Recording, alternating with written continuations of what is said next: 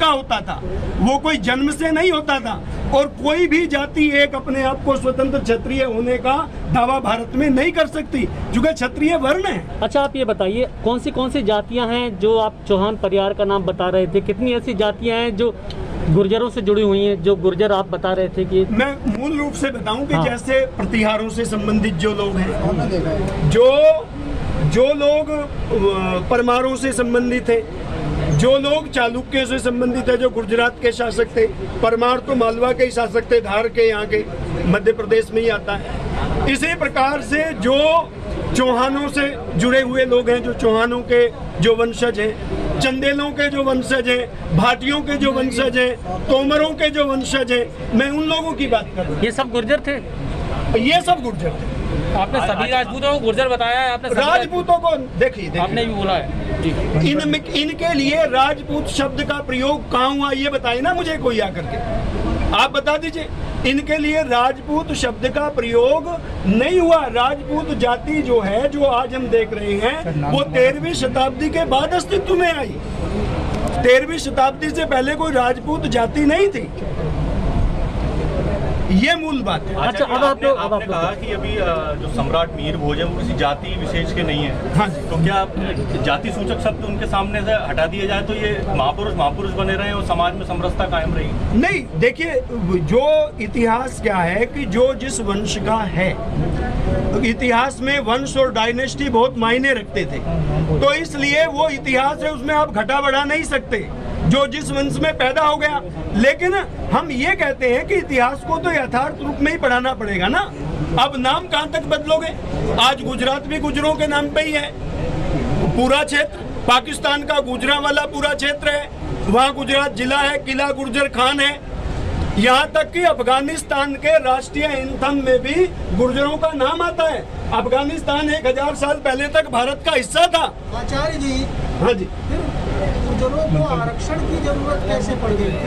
देखिए, गुर्जरों को आरक्षण की आवश्यकता जो पड़ी, गुर्जरों की जो ये हालत हुई, वो इसलिए हुई कि सभी गुर्जर हैं, आपको जिस तरह बता रहे हैं। हाँ, मैं जो बता रहा हूँ वो इसलिए पड़ी कि तन के राष्ट्रीय एंथम में भी गुर्जरों का नाम आता है। अफगानिस्तान 1000 साल पहले तक भारत का हिस्सा था। आचार्य जी, हाँ जी, गुर्जरों को आरक्षण की जरूरत कैसे पड़ गई? देखिए, गुर्जरों को आरक्षण की आवश्यकता जो पड़ी, गुर्जरों की जो ये हालत हुई, वो इसलिए हुई कि सभी गुर्जर हैं, आपको जिस तरह बता रहे हैं। हाँ, मैं जो बता रहा हूँ वो इसलिए पड़ी कि 13वीं शताब्दी के बाद आरक्षण की जरूरत क्यों? हाँ, 13वीं शताब्दी के बाद गुर्जर जो हैं सारे सत्ताओं से बाहर हो गए थे। अलाउद्दीन खिलजी ने लास्ट में जो बचे हुए गुर्जरों के राज्य थे, जैसे रणथंबोर था, चित्तौड़ था, अनिलवाड़ा था, इन सब को समाप्त करके सल्तनत काल पूरे भारत में स्थापित कर दी। उसके बाद गुर्जरों ने क्या किया कि इन्होंने गुरिल्ला वार लड़े, और ये गुरिल्ला वार इन्होंने 400 सालों तक लड़े। इनके विरोध इन्हें जमने नहीं दिया विदेशियों को।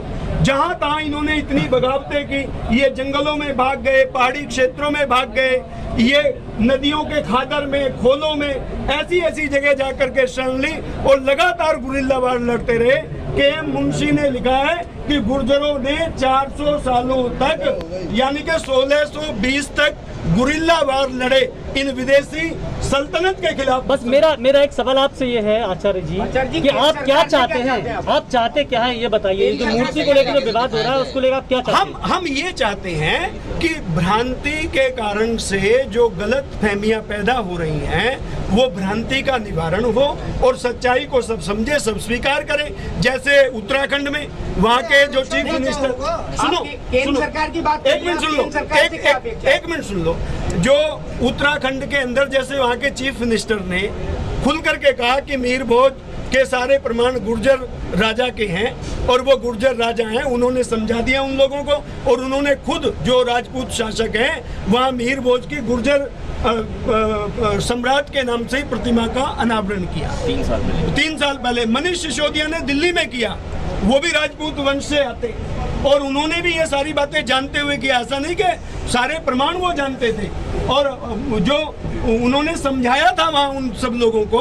तो इसलिए मैं आपसे ये बात कह रहा हूँ, ये इतिहास है, उसकी सच्चाई को जानना हमारा फर्ज है। गलतफहमी में तो फिर कुछ लोग गलतफहमी अगर बढ़ाएंगे तो लोगों में गलतफहमी से फिर गलतफहमियां ही क्रिएट हो। आप सरकार से क्या चाहते हैं? सुनिए, केंद्र से हम चाहते हैं कि पाठ्यक्रम में संशोधन होना चाहिए और इतिहास का जो सही पक्ष है वो सामने आना चाहिए। हमसे जुड़े रहने के लिए हमारे YouTube चैनल को सब्सक्राइब करें और नई वीडियो की नोटिफिकेशन के लिए बेल आइकॉन को दबाएं। अगर आप ये वीडियो Facebook पर देख रहे हैं तो लाइक जरूर करें और ज्यादा से ज्यादा शेयर करें। धन्यवाद।